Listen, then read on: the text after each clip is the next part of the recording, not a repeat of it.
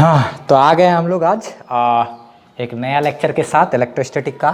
देखा जाए आज बात करने वाले हैं ये कि एनसीईआरटी में एक हेडिंग दिया हुआ होगा, देखा होगा आप लोगों ने, क्या इलेक्ट्रोस्टैटिक ऑफ कंडक्टर। क्या है ये इलेक्ट्रोस्टैटिक ऑफ कंडक्टर? इसमें एक बात ध्यान में रखना है कि हम लोग इसके बारे में पिछले लेक्चर्स वगैरह में पढ़ चुके हैं, बस उसी का एक छोटा सा कलेक्शन यहाँ पर कर दिया है और कुछ नहीं है। ठीक है, देखा जाए जरा सा क्या चीज़ है, बात करते हैं हम लोग। जैसे कि इलेक्ट्रोस्टैटिक ऑफ कंडक्टर को ही हम लोग एक और नाम से जान सकते हैं, behaviour of conductor in electrostatic. कि इलेक्ट्रोस्टैटिक में कंडक्टर जो है किस तरीके से बिहेव करता है। ठीक है, तो एक बात पहला चीज ध्यान देखा जाए कि inside a conductor electric field is क्या, जीरो। इलेक्ट्रोस्टैटिक फील्ड यानी इलेक्ट्रिक फील्ड इज क्या, जीरो। हाँ, हम लोग जानते हैं, हम लोग पढ़ चुके हैं लेक्चर नंबर इलेक्ट्रोस्टैटिक का लेक्चर नंबर 20 में कि किसी भी कंडक्टर के अंदर इलेक्ट्रिक फील्ड क्या होता है, zero. Electric field inside any conductor is zero. उसका फुल एक्सप्लेनेशन देख लिए थे ना। खैर ठीक है, आगे एक बात और कि इलेक्ट्रिक फील्ड जो होता है या फिर इलेक्ट्रिक फील्ड लाइंस, वो हमेशा कंडक्टर के सरफेस पे परपेंडिकुलर होता है। कंडक्टर के सरफेस पे हमेशा इलेक्ट्रिक फील्ड लाइंस क्या होता है, परपेंडिकुलर होता है।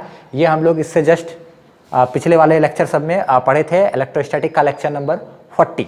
इलेक्ट्रोस्टैटिक का लेक्चर नंबर 40 में ये चीज़ हम लोग पढ़ चुके हैं ना।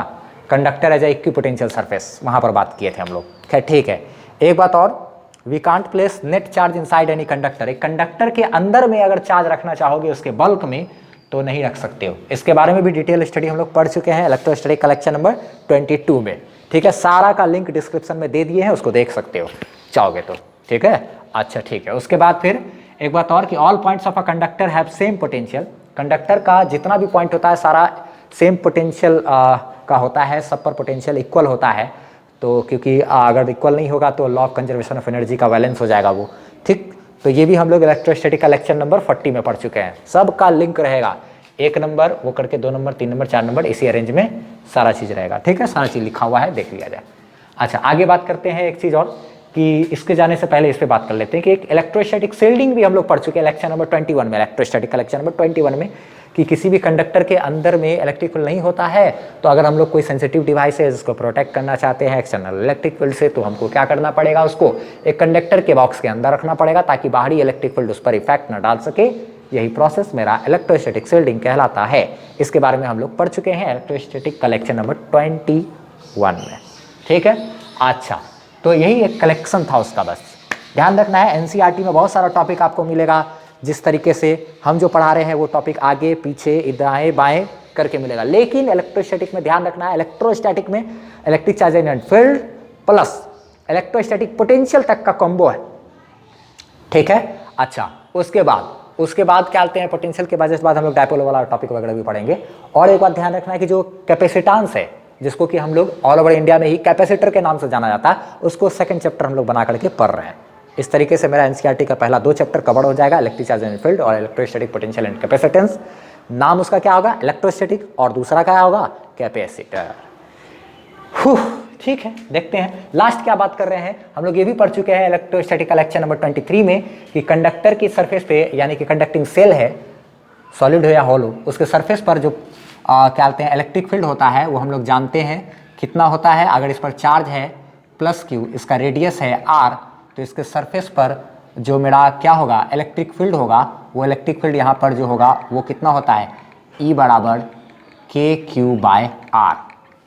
कंडक्टर के सरफेस पर या कंडक्टर के सरफेस पर जो इलेक्ट्रिक फील्ड होता है वो कितना होता है, kq/r, जिसको कि हम लोग लिख सकते हैं 1/4πε0 इंटू q/r। इसी को और घुमा फिरा करके क्या लिख दिया है बुक में, ये चीज़ देखा जाए। इसको चाहे तो और एक तरीके से हम लोग लिख सकते हैं, q को ऐसे ही छोड़ते हैं, सॉरी एक चीज़, इलेक्ट्रिक फील्ड का फॉर्मूला जो है वो kq/r² होता है ना। पोटेंशियल का फॉर्मूला में kq/r चलता है खाली।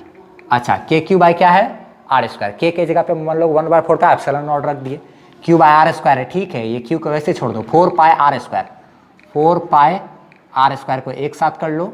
अच्छा, उसके बाद ये क्या है, ε0 को साथ में ही रखो। तो ये देखो, तो r² है, बार बार ये हमसे छूट रहा है, q/4πr² लिखे हैं यहाँ पर। ठीक है, r² लिखा हुआ, और उधर क्या है, ε0। एक चीज देखा जाए, ये जो चार्ज डिवाइडेड बाय ये मेरा क्या है, एरिया है ना, इस कंडक्टर का सरफेस का एरिया को ही कहते हैं 4πr²। E बराबर चार्ज डिवाइडेड बाय एरिया, और ये क्या है, ε0।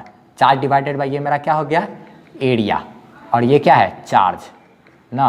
हम लोग जानते हैं charge divided by surface area जो है, सरफेस एरिया मेरा सरफेस चार्ज डेंसिटी कहलाता है, जिसको कि हम लोग सिग्मा से डिनोट करते हैं।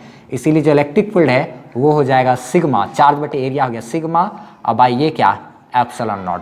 तो इतना ध्यान रखना है कि कंडक्टर के सरफेस पर किसी भी तरीके का कंडक्टर हो सबके लिए वैलिड है। कंडक्टर के सरफेस पे जो इलेक्ट्रिक फील्ड होगा वो होगा उस कंडक्टर का surface charge density, charge by area, charge per unit area, surface charge density divided by epsilon not. Epsilon not का वैल्यू पता है 8.85 × 10⁻12 ना, न्यूटन मीटर स्क्वायर। ठीक है, चलो ये चीज़ हम लोग समझ सकते हैं। अब आगे बात करते हैं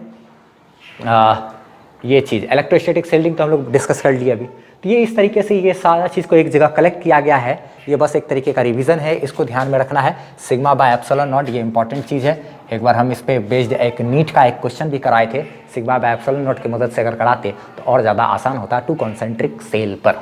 ठीक है, खैर ठीक है, अब इसको इतना ही रहने देते हैं। हम लोग अब मिलते हैं नेक्स्ट क्लास में। आज का क्लास बहुत ही छोटा था, सिर्फ उसको हमको रिकॉल करना था क्योंकि एनसीईआरटी में एक अलग सा दिखने वाला एक टॉपिक था जो आप लोगों को कंफ्यूज न कर दे, इसलिए हम इसको डील कर दिए। Bye bye.